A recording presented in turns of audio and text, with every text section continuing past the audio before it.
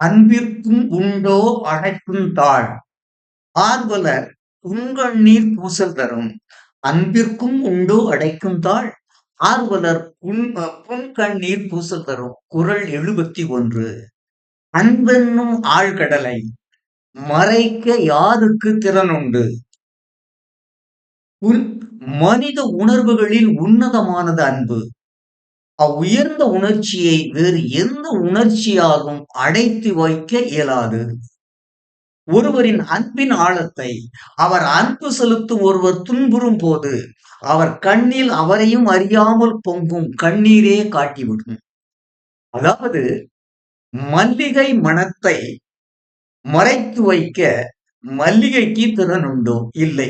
மல்லிகை மணத்தை மறைத்து வைக்க மல்லிகைக்கு திறன் உண்டோ? இல்லை.